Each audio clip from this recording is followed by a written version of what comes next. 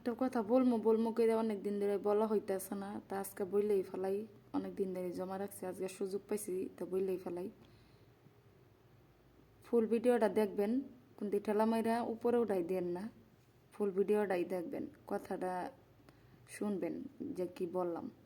কথাটা হইল যে একটা মার গর্ভে যখন একটা সন্তান আসে, 10 মাস কিন্তু এমনি ধরে না।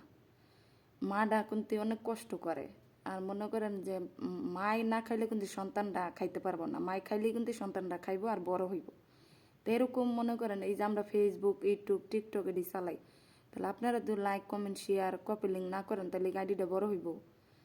মনে করেন যারে ভালো লাগে লাইক কমেন্ট শেয়ার করেন, যারে ভালো লাগে না তারে লাইক কমেন্ট শেয়ার করেন, এটা তো কোনো কথা না। আমাদের সবাই তো কষ্ট করে, কষ্ট ছাড়া কি কেউ। আর মনে করেন যে মাই যদি না খায়, সন্তান কিন্তু কোনোদিনই বড় হইব না, আরও কষ্ট পাইব। মারও কষ্ট, সন্তানেরও কষ্ট। তো এরকম মনে করেন আমরা একটা আইডি কিন্তু দীর্ঘ বছর চালাই, অনেক যত্ন করি। মনে করেন এই যে একটা গাছ লাগাইলে যেমন যত্ন করি, যত্ন না করলে কিন্তু রত্ন বাড়ে না, যত্ন করলে কিন্তু রত্ন বাড়ে। তো এরকম মনে করেন আমরা অনেক কষ্ট করি, পরিশ্রম করি, একটা আইডি অনেক উপরে তুলি।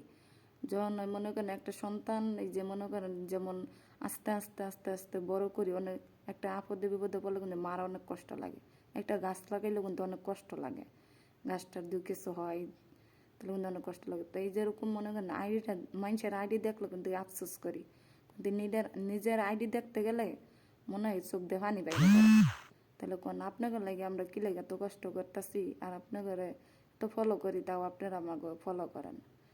তা আশা করি যে আপনারা কথাটা শুনবেন আর পাশে থাকবেন, অবশ্যই কমেন্টে জানাবেন।